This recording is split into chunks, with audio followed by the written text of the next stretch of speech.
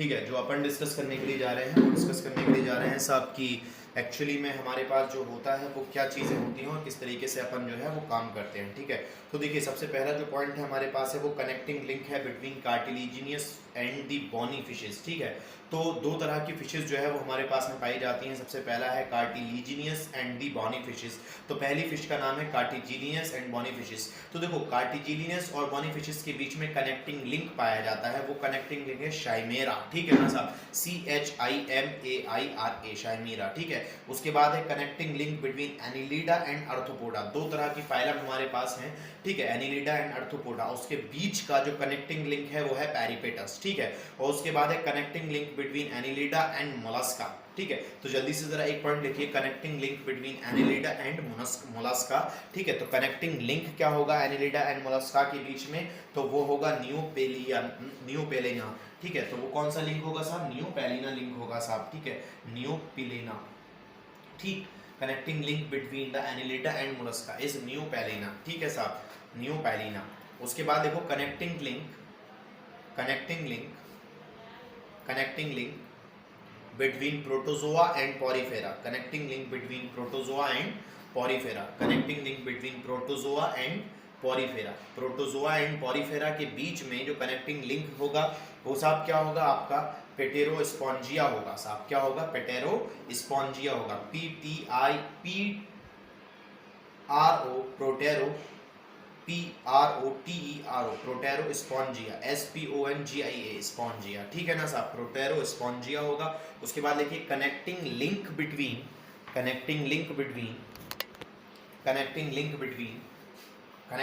Between non chordates and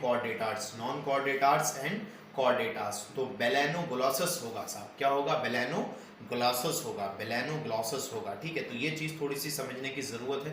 एक काम करो तुम अरीना, मेरी बात सुनो। ठीक है, मैं एक काम करता हूँ, चैप्टर समझा दे रहा हूँ। ठीक है, उसके बाद तुम्हारे पास PDF भेज दूंगा, एक साथ काम कर लेना पूरे चैप्टर का। अगर तुम्हें कोई दिक्कत ना हो तो बताओ। ठीक है ना साहब, इस तरीके से थोड़ा सा टाइम कंज्यूमिंग है ये। हाँ, तो अब बात करते हैं साहब के दो चीजें। अब देखो पूरी बात मेरी गौर से सुनते रहना। ठीक है, कुछ चीजें आपको सिर्फ सुनकर याद रखनी है और कुछ चीजें जो है वो मैं आपको PDF इसके साथ में दे दूंगा और वो चीज पढ़नी है। और कुछ चीजें आपको जो है, हेलो मैडम इधर दिमाग लगाना है, ऐसा नहीं लिखना नहीं है तो सारा मामला खत्म है। ठीक है, और कुछ चीजें जो है वो आपको पढ़नी है। तो साहब उसके बाद पहली कंडीशन क्या है कि connecting link between fishes and amphibians. ठीक है, तो फिशेस और एम्फीबियंस। अब साहब फिश तो तुमको मालूम है कि साहब क्या होती है, फिशेस अपन किसके लिए कहते हैं और क्या कहते हैं, लेकिन एम्फीबियंस क्या होते हैं। एम्फीबियंस कौन से जानवर होते हैं जो पानी के अंदर भी रहते हैं और पानी के बाहर भी रहते हैं। तो वो कौन सी चीज है जो बताता है कि साहब फिशेस और एम्फीबियंस के रेफरेंस में होता है। तो पहला है प्रोटीपेरेटस। ठीक है साहब, दूसरा है लेपिडोसेरिन, तीसरा है नियोकैरेटस और चौथा है मतलब इसी नियोकैरेटस को लंग फिशेस भी कहा जाता है साहब। क्या कहा जाता है, लंग्स फिशेस कहा जाता है। ठीक है, अच्छा फिर बात क्लियरिफाई होती है कि लिविंग बींग्स और नॉन लिविंग बींग्स में कनेक्टिंग लिंक क्या है। भाई एक जगह ये मैं जानदार हूं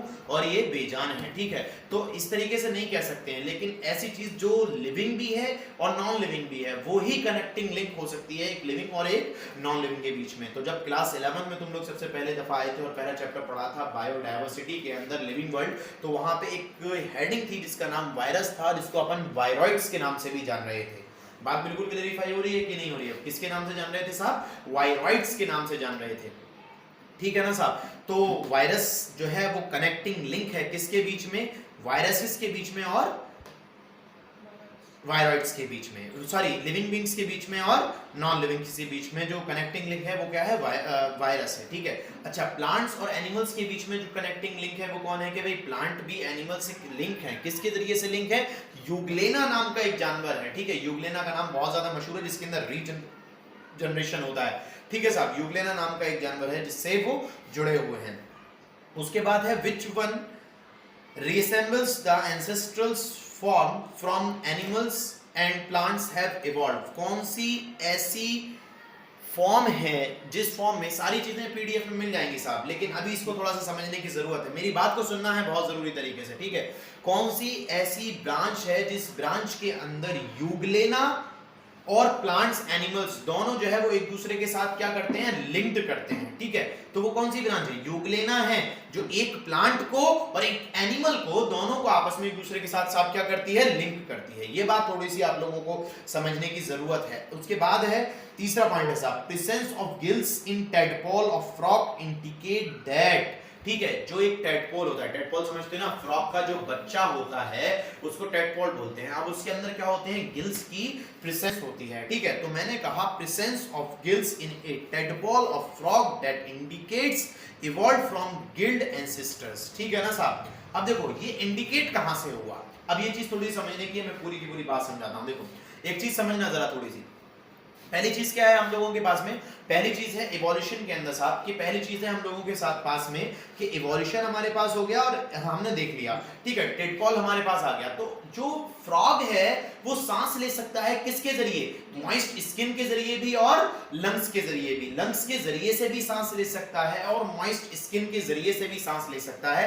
तो वो वायरस होता है, ठीक है ना, वो सॉरी वो ऐसा टेडपोल होता है। तो वो जो गिल्स उसके अंदर आए हैं, वो जो गिल्स उसके अंदर आए हैं जो लंग्स के सिमिलर हैं या होमोलोगस हैं, वो गिल्स काम कैसे करते हैं, ठीक है, वो आए कहां से हैं, तो वो आए हैं उसके पुराने गिल्ड एंसेस्टर से, ठीक है। एंसेस्टर समझते हैं पुराने पूर्वजों से जिनके पास गिल्ड था। तो आप लोग अगर कोई भी इंसान आपसे पूछता है कि presence of the gills in the tadpole of frogs indicate that, जो टैडपोल के अंदर फ्रॉग, जो टैडपोल के अंदर जो फ्रॉग का टैडपोल है उसके अंदर जो गिल्स हैं वो क्या इंडिकेट करते हैं कि वो जो उनके अंदर गिल्स आए हैं वो कहां से आए साहब, वो पुराने एंसेस्टर से हासिल किए गए हैं, ठीक है। उसके बाद है the early stage of human embryo distinctly process, ठीक है।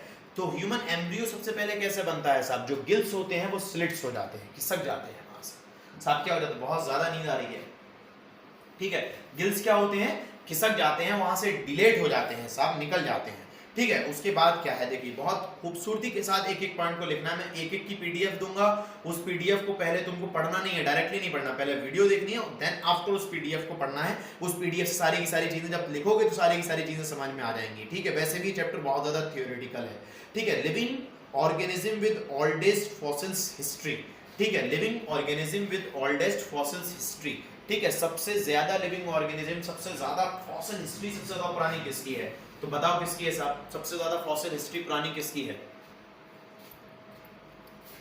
बोलो, हॉर्स की, घोड़े की, समझ में आ रही बात, किसकी फॉसिल हिस्ट्री सबसे ज्यादा पुरानी है, घोड़े की, हॉर्स की फॉसिल हिस्ट्री सबसे ज्यादा पुरानी है। उस है पाया जाता है ना भाई, वो सबसे पहले जो इन लोगों को देखने के लिए मिला था, सबसे पुरानी चीजें अभी तक जितनी भी चीजें देखने के लिए उन सब में सबसे पुराना जो है वो हॉर्स पाया जाता है। और यही तरीका मैं बताता हूं। अब सुनो, तुम्हारे एक सवाल का मैं जवाब एक्चुअली देना चाहता हूं, ठीक है। तुमने सुना होगा, मैंने उस दिन तुमको एक बात बताई थी तुम लोगों को, तुमने ये भी सुना होगा कि जिब्राइल अलैहिस्सलाम के पास जो है था वो बुर्राक था, समझ में आ रही बात, एक घोड़ा था, समझ में आ रही है बात कि नहीं आ रही है। तो अब ये बात साबित कर दी इन लोगों ने खुद, इन्होंने क्या कहा कि बुर्राक जो है, मतलब एक घोड़ा जो है वो सबसे पुराना फॉसिल हिस्ट्री है, ठीक है, डायनासोरस से भी ज्यादा पुरानी फॉसिल हिस्ट्री है और वो सारी की सारी चीजें पाई जाती हैं। लेकिन यहीं पर आकर इन लोगों ने एक बात को क्लेरिफाइड कर दिया, बता दिया, समझा दिया कि जो घोड़े की पुरानी हिस्ट्री है, ठीक है, हम भी तो यही कह रहे हैं कि सबसे पुराना जो जानवर था वो घोड़ा ही था, क्योंकि जो उस पर नबी और फरिश्ते सवारियां किया करते थे। लेकिन इन पर इस बात पर इन लोगों को यकीन नहीं है। यहां से कुरान से बात साबित होती है साहब कि हाँ ये चीज है, क्योंकि कुरान ने फरमाया गया कि बुर्राक पर जिब्राइल अलैहिस्सलाम जो है वो सफर किया करते थे। इसीलिए कहा जाता है, इसीलिए लोग उलमा इस कोडिंग को कैद करते हैं, जो बहुत सारे उलमा साइंटिफिक तौर पे भी पढ़े हुए हैं, वो कोड करते हैं और बताते हैं कि साहब जो हॉर्स है वो बहुत खूबसूरत जानवर हुआ करता था और सबसे पुराना जानवर है जो शरई एतबार से कहते हैं। और फॉसिल हिस्ट्री सबसे ज्यादा पुरानी किसकी है, हॉर्स की है। तो जब मैंने कहा कि living organism with the oldest fossil history is horse, तो उन लोगों के बात बिल्कुल क्लियरिफाई हो जानी चाहिए। लेकिन अकल के अंधे नाखुंदे हैं, तो समझेंगे कैसे साहब, मसला ये है। अच्छा, The sequence in evolution of horse, evolution horse में क्या सीक्वेंस रहता है साहब, ये थोड़ी सी बात समझनी है। देखो पहले ओयोहिप्पस होता है, ठीक है, सबसे पुराना था, उससे मीसोहिप्पस बना, मीसोहिप्पस से मेरिकिप्पस बना, ठीक है, और मेरिकिप्पस से पेलियोहिप्पस बना, ठीक है, और पेलियोहिप्पस से क्या बना फिर वो, अब जो है मॉडर्न हॉर्स बन गया, जिसको इक्वस बोलते हैं, EQWS, इक्वस बोलते हैं। इस हिस्ट्री को बहुत खूबसूरत तरीके से ध्यान रखिएगा, पहले ही बता रहा हूँ, ओयोहिप्पस बना, मीसोहिप्पस बना, मेरिकिप्पस बना, फिलोहिप्पस बना, इक्योस्पस बना, ठीक है ना साहब। ये चारों की चारों पांचों जो हिस्ट्री है वो पढ़नी है एग्जाम के लिए, बहुत ज्यादा जरूरी है साहब। यहां तक बात बिल्कुल क्लेरिफाई हो रही है कि नहीं हो रही है? ये जर्नल बातें मैंने आप लोगों को बताई थी, किसके बारे में? इवोल्यूशन के बारे में। फिर एक चीज आती है कि इवोल्यूशन जो है वो, एक सेकंड अपन अभी बात करते हैं अजान होने के बाद, ठीक है साहब? ओके साहब, एक नया टॉपिक, उसके बाद जब हमने ओल्डेस्ट पढ़ लिया हॉर्स के बारे में, ठीक है, अब देन आफ्टर हम आपको एक नया टॉपिक स्टार्ट करने जा रहा हूं मैं, जिससे बहुत सारे सवाल जो है वो एक्चुअली पूछे जाते हैं, जिसका नाम है आपका, एक सेकंड रुकिएगा साहब, जिसका नाम है ऑरिजिन ऑफ द लाइफ, के जिंदगी जो है वो किस तरीके से पैदा हुई है, ठीक है ना साहब? वो चीज़ थोड़ी सी समझना ज़रूरी है हमारे लिए, ठीक है? तो देखो, जो सबसे पहले मैंने पॉइंट लिखवा रहा हूं मैं आप लोगों को, वो क्या है? The most accepted theory to explain the origin of species is the big bang theory, ठीक है? मतलब सबसे ज्यादा जो मानी गई थ्योरी है, बहुत सारे लोग आए, अप्रॉक्सीमेटली 251 साइंटिस्ट ने स्टेट किया है कि ये दुनिया बनी कैसे है। समझ में आ रही है बात कि नहीं आ रही है? लेकिन उसमें से सबसे ज्यादा मानी जाने वाली जो थ्योरी है, वो थ्योरी अप्रॉक्सीमेटली कही जाती है साहब, किसके लिए कही जाती है? वो कही जाती है लेमाइटियर की एक थ्योरी है, जिसका नाम है बिग बैंग थ्योरी। समझ में आ रही है कि बात नहीं आ रही? बिग बैंग थ्योरी के अकॉर्डिंगली क्या है, वो सारी चीजें बाद में डिस्कस करेंगे, लेकिन कुछ इंपॉर्टेंट पॉइंट हैं। जिस तरीके से ये थ्योरी किसने दी? एबे लेमाइटियर ने दी थी 1931 के अंदर। एबे लेमाइटियर ने इस थ्योरी को स्टेट किया था, ठीक है साहब? उसके बाद इस थ्योरी का क्या कहना था कि huge clusters of galaxies comprises the universe. Galaxies contains star, clouds of gases and dust.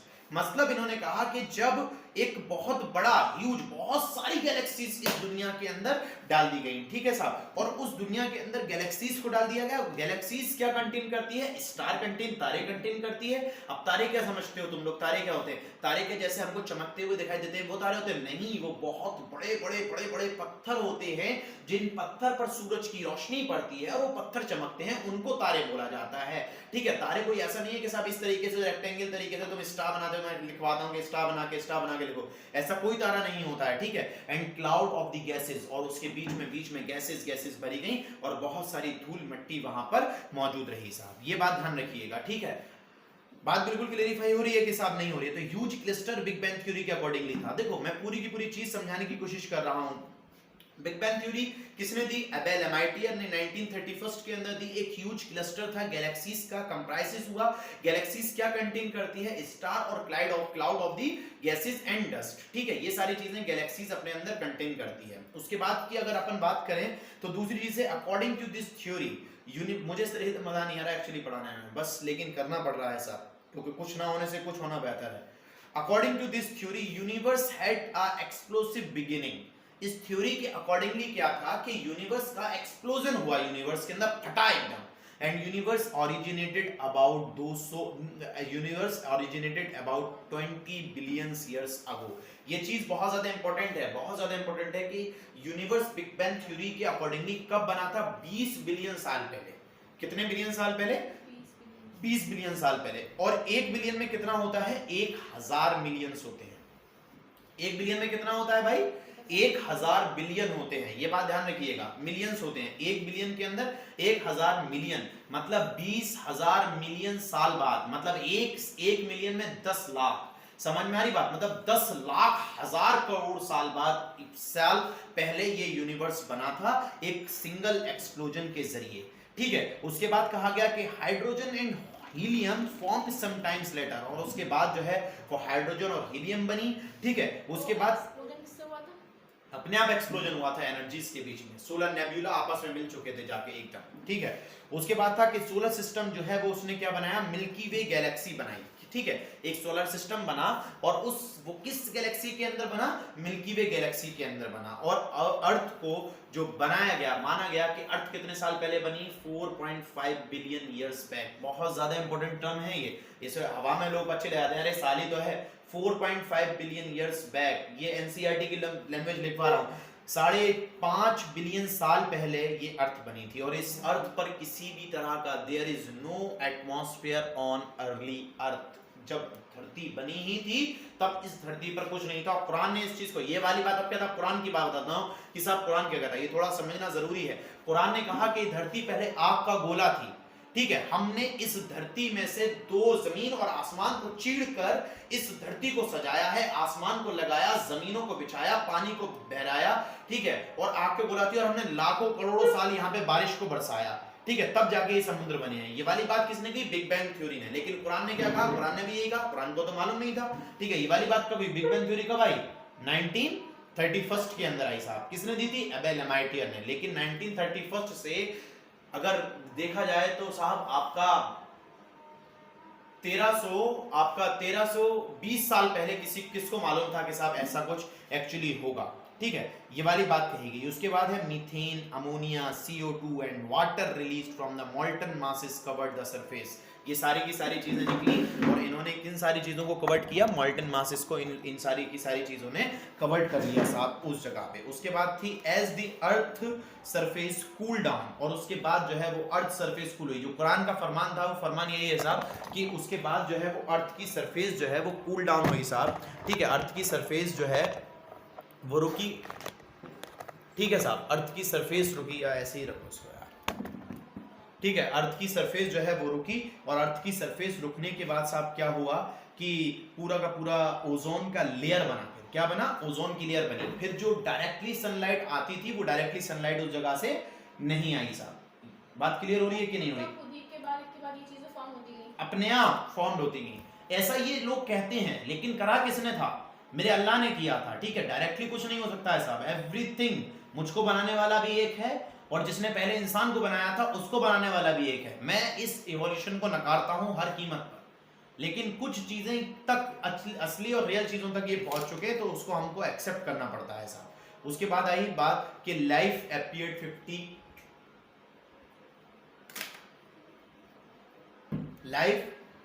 Appeared 500 million years after the formation of earth, ठीक है।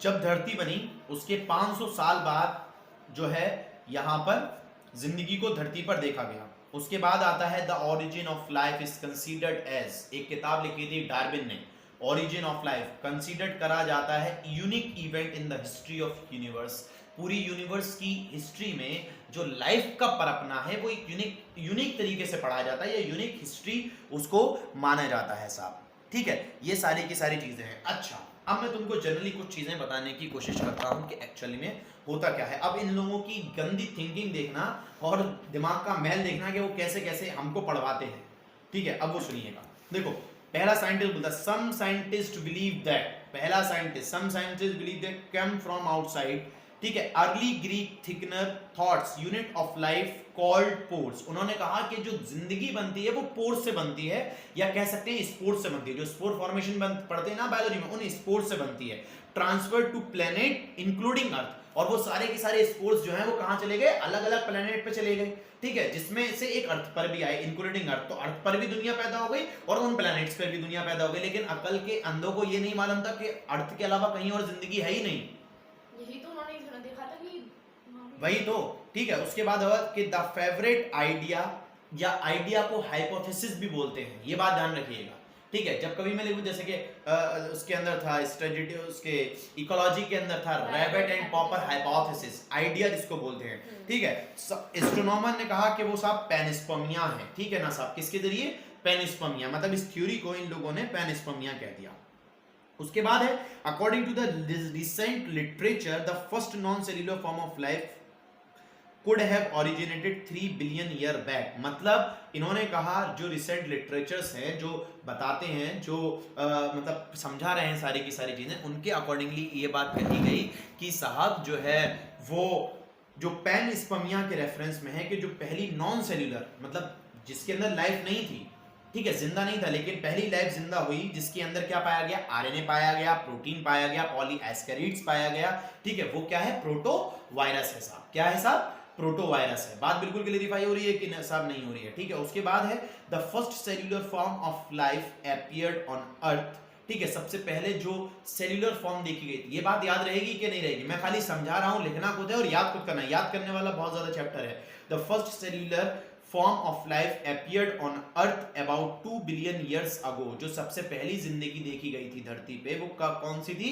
200 मिलियन साल पहले, 2 मिलियन साल पहले देखी गई थी, यानी 20 लाख साल पहले। समझ में आ रही है बात कि नहीं आ रही है? ठीक है, प्रोकैरियोट्स के रूप में देखी गई थी। पहला फर्स्ट इकोरियोट्स इस दुनिया में कब देखा गया? 1.5 बिलियन ईयर्स अगो, मतलब 1500 लाख साल पहले। समझ में आ रही बात? और अर्थ पुरानी है 4.5। 1 बिलियन में 1000 मिलियन होते हैं। 4 बिलियन मैंने अर्थ को 4.5 बिलियन बताया था। अब मैंने क्या बताया कि 1.5 बिलियन ईयर्स अगो। ठीक है, तो 1500 लाख साल हो गए कि नहीं हो गए साहब? वही चीज समझाने की कोशिश कर रहा हूं। और जितनी भी फॉर्म्स वाटर की बनी है, लाइफ की बनी है, वो सब किससे बनी है? वाटर के एनवायरनमेंट से बनी है साहब। किससे मिलकर बनी है? वाटर के एनवायरनमेंट से मिलकर बनी है। उसके बाद है फर्स्ट ऑर्गेनिज्म दैट इन्वेड, पहला ऑर्गेनिज्म यहां दुनिया में कौन सा आया? प्लांट्स आए। ठीक है, अब देखिएगा मैं तुमको कुछ जनरली चीजें बताता हूं साहब। ठीक है, ये चीजें इसके अंदर लिख रही है कि साहब मैं इसको दूंगा तो फिर तुम लोग पढ़ना इसको कि यूनिवर्स जो है कितने साल पहले बना, अर्थ कितने साल पहले बनी, लाइफ कितने साल पहले आई, फर्स्ट लाइफ कब आई, इनवर्टिब्रेट्स कब आए, जॉलेस फिश कब आई, सीवीड्स कब आए, प्लांट्स कब आए, ये सारी की सारी चीजें जो हैं वो एक्चुअली आप लोगों को पढ़नी है। ठीक है, उसके बाद क्या है कि एक सवाल बहुत ज्यादा कॉमन है जो BHU के अंदर पूछा गया था कि डायनासोरस इस दुनिया से कब गायब हो गए।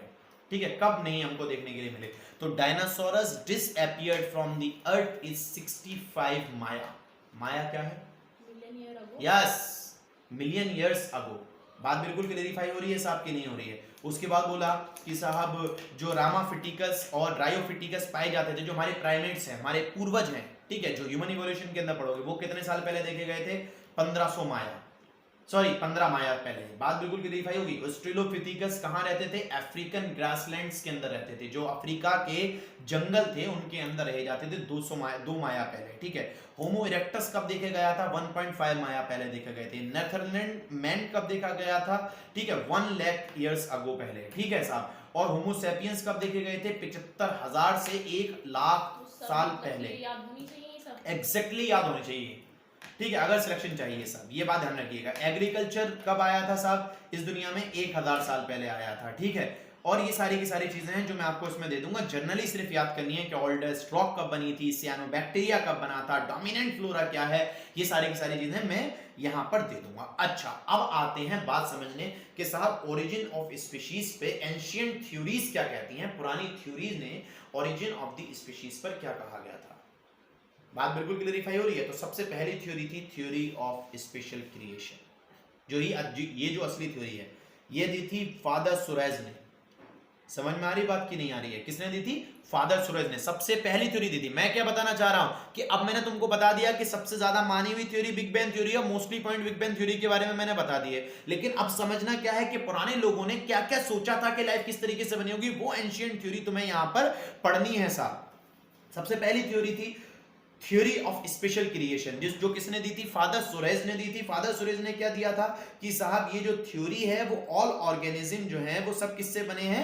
दुनिया से मिलकर बने हैं। समझ में आई बात? मतलब यहाँ पूरा का पूरा एक क्रिएशन ने बनाया है, एक सुपर नेचुरल पावर ने बनाया है, जिसने इसको बनाया है, जिसने इनके अकॉर्डिंगली ये बात कही गई थी कि साहब दुनिया का जो पहला आदमी था वो एडम था, और जो पहली औरत थी वो ईव थी। समझ में आई बात? EVE, जिसको आप हवा अलैहिस्सलाम के नाम से भी जानते हैं।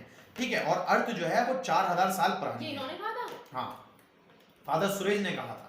इन्होंने कैसे कह दिया? अरे वो फादर कौन है? फादर यानी पादरी, पादरी यानी ईसाई, और ईसाई यानी ईसा अलैहिस्सलाम को मानने वाले, ईसा अलैहिस्सलाम को मानने वाले यानी हजरत इब्राहिम अलैहिस्सलाम को मानने वाले। यहाँ पे क्यों हो रहा है? इसलिए हो रहा है क्योंकि ये एक साइंटिस्ट भी था साथ में, फादर सुरेज।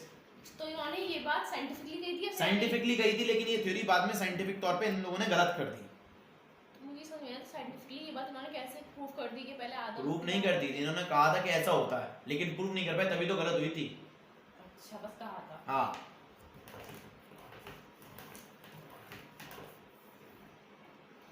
थ्योरी ऑफ कैस्ट्रोट्रॉफिज्म अपने आप पढ़नी है, कॉस्मोजोइक थ्योरी अपने आप पढ़नी है। बिल्कुल नहीं पढ़ाऊंगा, मोस्टली बहुत कम सवाल आते हैं। Spontaneous generation, abiogenesis theory, theory of biogenesis, एक एक पॉइंट लिखना है। मैं बता रहा हूं साहब, एक एक पॉइंट लिखना है। ठीक है। और जो समझ में नहीं आए हैंड टू हैंड वीडियो के नीचे कमेंट करना और मुझसे पूछ लेना साहब कि हमारे ये समझ में नहीं आ रहा है और ये चीज़ हमारे बिल्कुल भी क्लियरिफाई नहीं हो रही है साहब, ठीक है। यहाँ तक बात बिल्कुल एग्जैक्टली तुम लोगों के समझ में आना चाहिए। मैं चाहता तो वीडियो बोर्ड पर बना सकता था, लेकिन बोर्ड नहीं मिल रहा है साहब, खरीदूंगा मैं कहाँ से बोर्ड, ठीक है साहब। ये पूरी की पूरी चीज़ है जो आप लोगों ने एक्चुअली समझनी है, ठीक है। हाँ, मिलर्स एक्सपेरिमेंट मैं कराऊंगा, लेकिन वो लास्ट में कराऊंगा साहब, ठीक है। बाकी पढ़ते हैं बाद में।